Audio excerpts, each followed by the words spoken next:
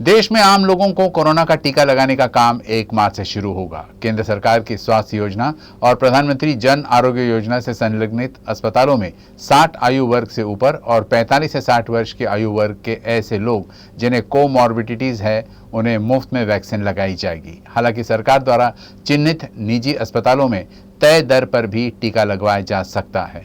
नए चरण को लेकर केंद्र के दिशा निर्देशों पर राज्य के अपने गाइडलाइंस जारी करेगा, जिसके बाद टीकाकरण की प्रक्रिया शुरू होगी। विदर्भ में मार्च महीने के पहले हफ्ते से टीकाकरण की प्रक्रिया प्रभावी ढंग से शुरू होने की उम्मीद है। कोरोना वैक्सीनेशन प्रोग्राम के तीसरे चरण की शुरुआत 1 मार्च से देश भर में होगी। हेल्थ केयर वर्कर्स और फ्रंटलाइन वर्कर्स को वैक्सीन दिए जाने के बाद तीसरे चरण के तहत आम लोगों को कोरोना के टीके लगाए जाएंगे। पहले और दूसरे चरण के मुकाबले वैक्सीनेशन की प्रक्रिया और प्रोग्राम दोनों ही सरल रहेगा। इसके लिए बाकायदा कोविन 2.0 नाम से नए ऐप को लॉन्च किया जाएगा। रविवार को इस नए ऐप के प्रभावी होने की उम्मीद है।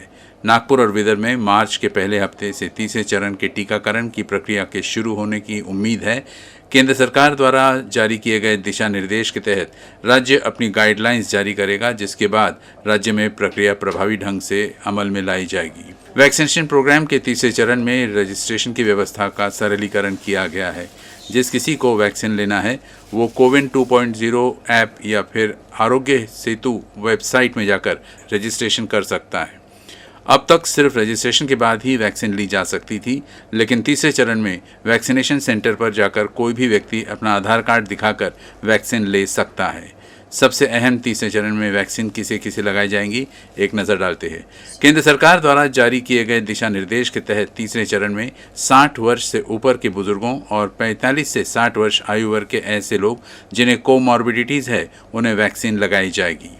कोमॉर्बिडिटीज़ कंडीशन को समझने का सबसे अच्छा उदाहरण ये है कि ऐसे लोग जो गंभीर बीमारियों के साथ बीपी, शुगर, टीबी, थायराइड समेत अन्य बीमारियों से पहले से ही ग्रसित, जिसकी दवाइयाँ या नियमित रूप से ले रहा है, उन्हें वैक्सीन का लाभ मिलेगा।